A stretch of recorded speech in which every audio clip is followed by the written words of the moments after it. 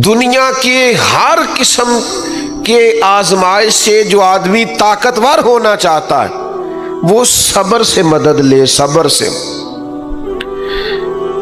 सारी ताकतों का मालिक रब फरमाता है इस्ताईनु बिस्सब्र वस्सलात, सब्र और नमाज से मदद मांगो। 100 के करीब आयात हैं कुरान मजीद में जो सब्र की बात करते, 500 के करीब अहादीस व आसार हैं जो सब्र की बात करते हैं। और मौला अली शेर खुदा रदी अल्लाह तआला अन्हु फरमाते हैं जो इंसानी जिस्म में सर का मकाम है वो दीन में सब्र का मकाम। लेकिन यहाँ हौसला ही नहीं करते लोग, सब्र ही नहीं है। उलझाओ, बेचैनी, इस्तिराब, परेशानी, हर वक्त जो है वो बेचैनी की बातें करना, हर वक्त उलझे रहना, हर वक्त कहना फलां की वजह से मैं नाकाम हो गया, फलां अगर ऐसा ना करता तो ऐसा ना होता।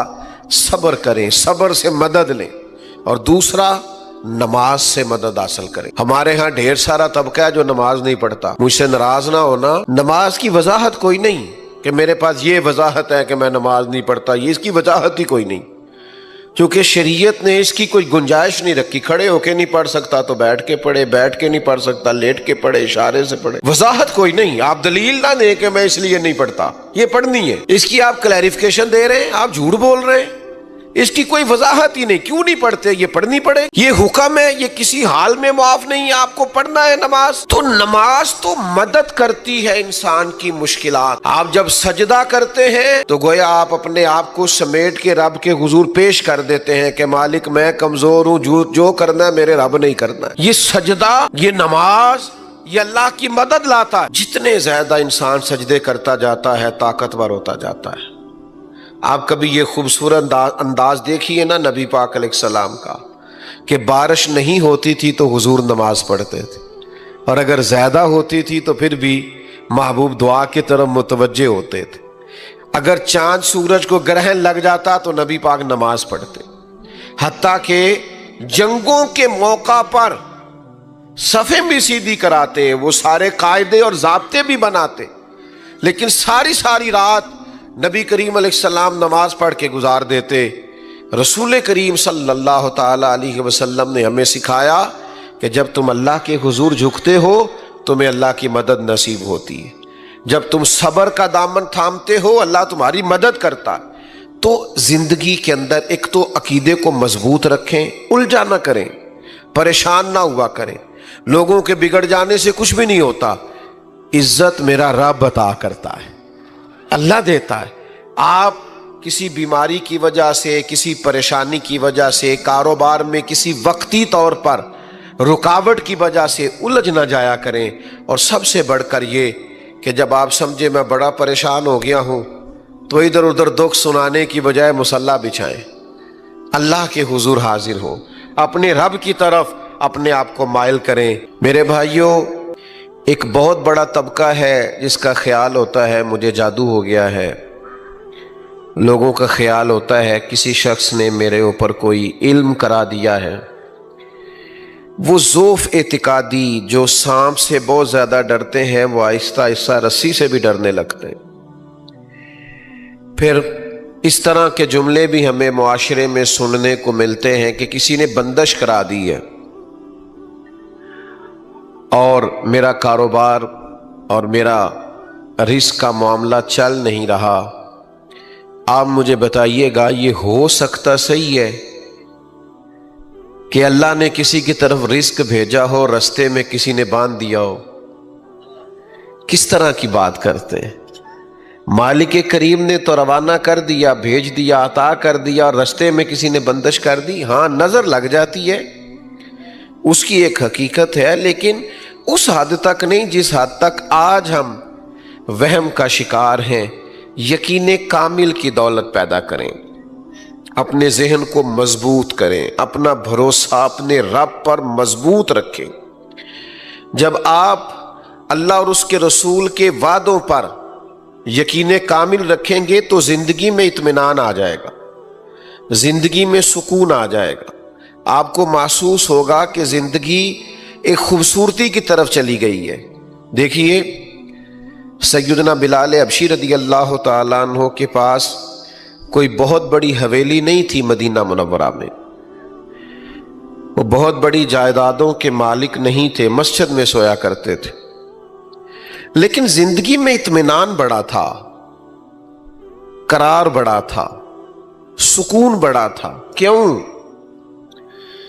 اس لیے کہ اللہ کے محبوب علیہ السلام نے ان سے فرمایا کہ بلال، میں نے معراج کی رات جنت میں بھی تمہارے چلنے کی آواز سنی۔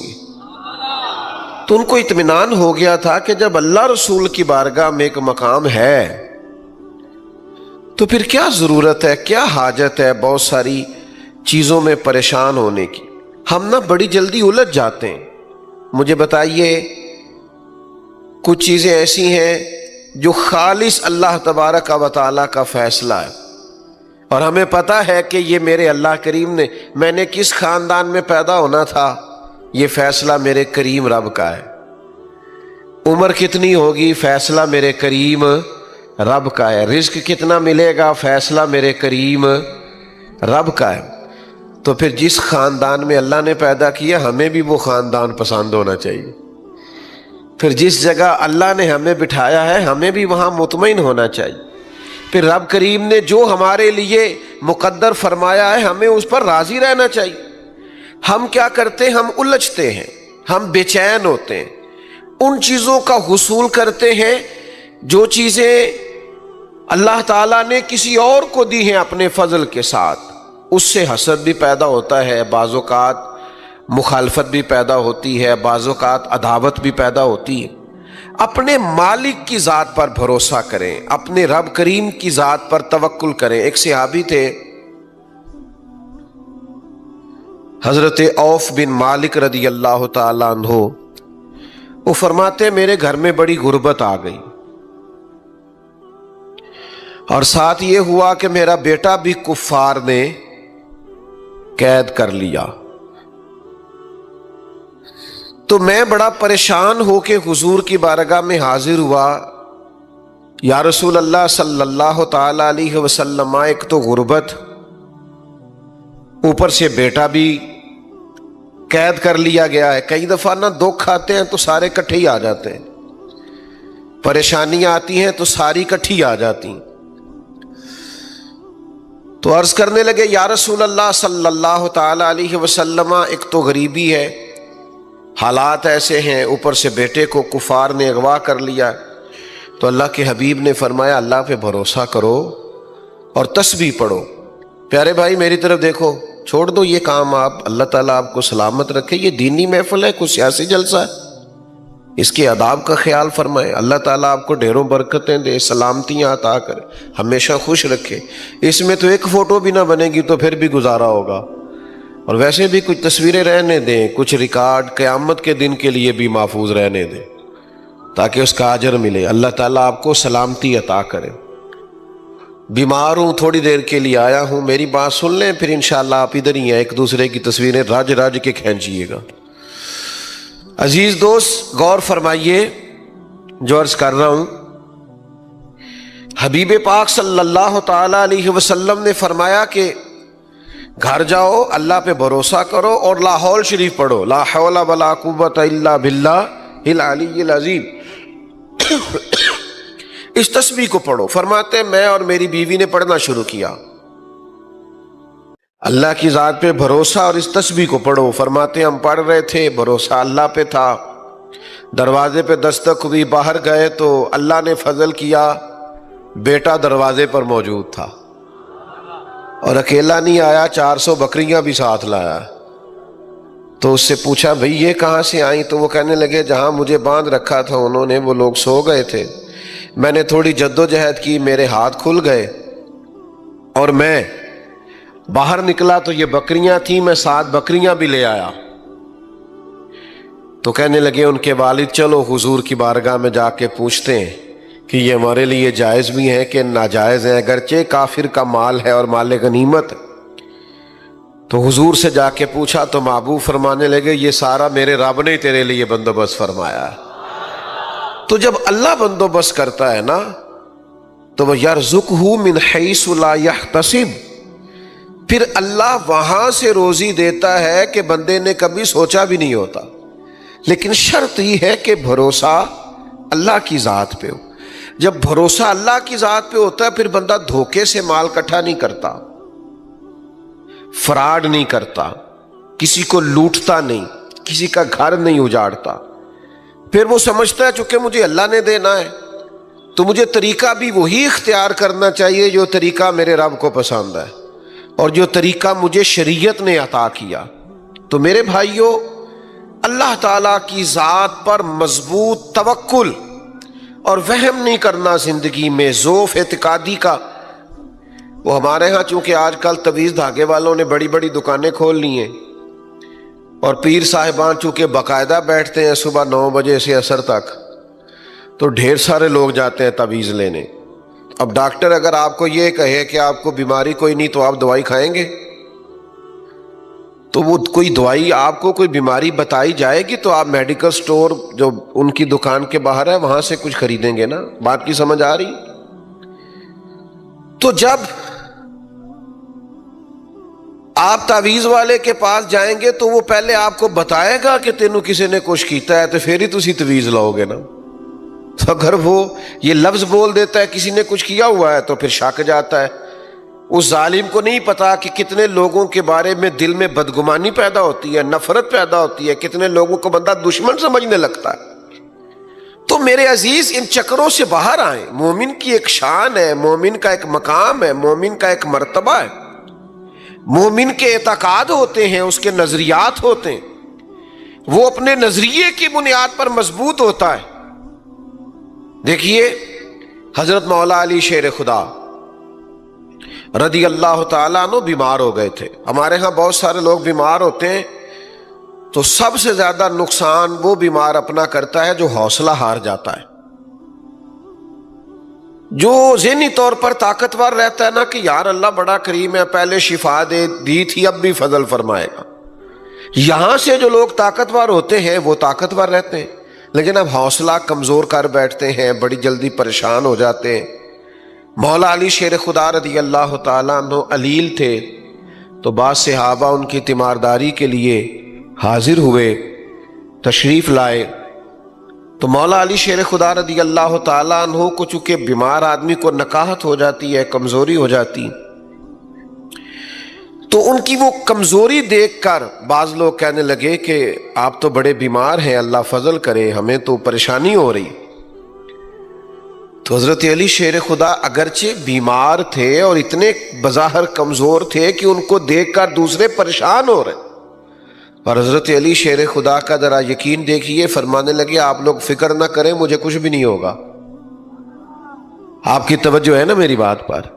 مجھے کچھ بھی، انہوں نے کہا وہ کیسے؟ فرمانے لگے وہ ایسے کہ ایک دفعہ میں بیمار ہوا تھا اور اللہ کے پیارے حبیب علیہ السلام میری تیمارداری کے لیے تشریف لائے،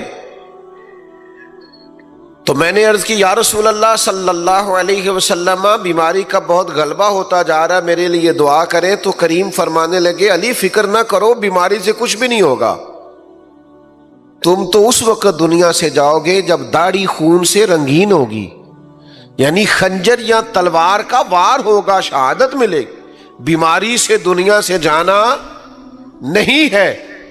تو حضرت علی فرمانے لگے چونکہ حضور نے فرمایا ہے لہذا ساڈے نبی دی زبان ساڈے واسطے قرآن، تو بیماری ہمارا کچھ بگاڑ سکتی نہیں۔ تو میرے بھائی، نہ تعویذ دھاگا، نہ کوئی کسی کی بندش، نہ جناب بیماری، نہ دشمنوں کا خوف۔ کہ کچھ لوگ کہتے ہیں میرے سارے رشتہ دار میرے خلاف ہو گئے، تو میں نے کہا رشتہ دار ولی کس کو مانتے ہیں؟ کوئی ایسا رشتہ دار آپ نے دیکھا جس کو ولی مانتے ہو؟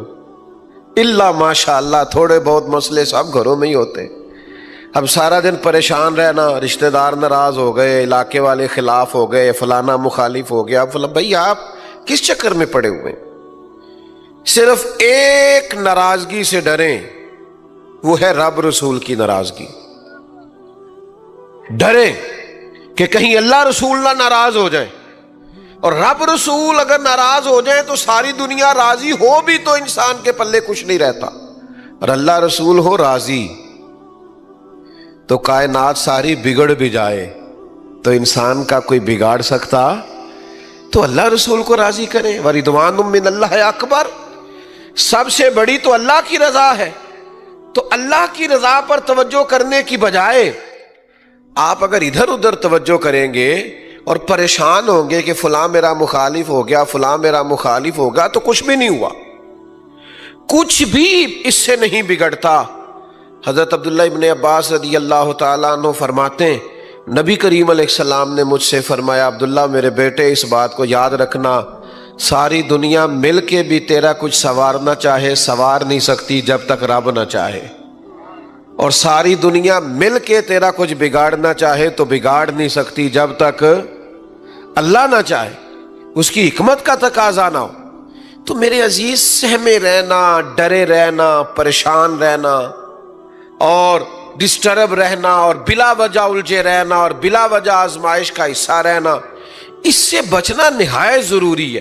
آپ مطمئن زندگی گزاریں، خوبصورت زندگی گزاریں، رب رسول کے وعدوں پر یقین رکھیں، ادھر ادھر الجھنے کی ضرورت ہی نہیں ہے، دائیں بائیں دیکھنے کی۔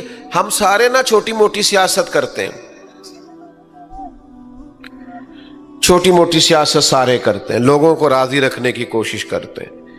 جس ولیمے پہ میں نہیں جا سکا میں نے بیٹا بھیج دیا ہے، جس دعوت میں میں نہیں جا سکا میں نے فون کر کے بڑی عاجزی سے معذرت کر لی، ادھر بھی میں راضی رکھنا چاہتا ہوں ادھر بھی میں راضی رکھنا، یہ رویہ درست نہیں ہے۔ آپ کوشش کریں خیر کے کاموں میں لوگوں کو راضی رکھنے کی، لیکن محض لوگوں کو راضی رکھنے کی کوشش نہ کریں، لوگوں کو بھی راضی رکھیں تو اللہ کی رضا کے لیے راضی رکھیں۔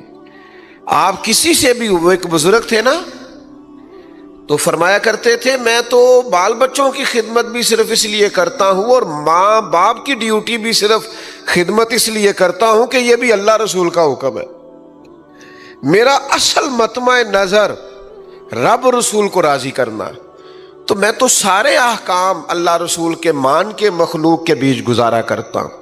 جیسا میں نے کہا تھا باتیں زیادہ نہیں کرنی، بس میں تھوڑی دیر میں اپنی گفتگو سمیٹ لوں گا۔ اس کے لیے ہمیں کرنا کیا ہے؟ یہ یقین کامل پیدا کرنے کے لیے کرنا کیا ہے؟ ذہنی طور پر مضبوط ہونے کے لیے کیا کرنا ہے؟ کون سا عمل کریں کہ ہم اس ساری ضعف اعتقادی سے نکل آئیں، آزمائش سے نکل آئیں، بے چینی سے نکل آئیں، الجھاؤ سے نکل آئیں، کیا کریں؟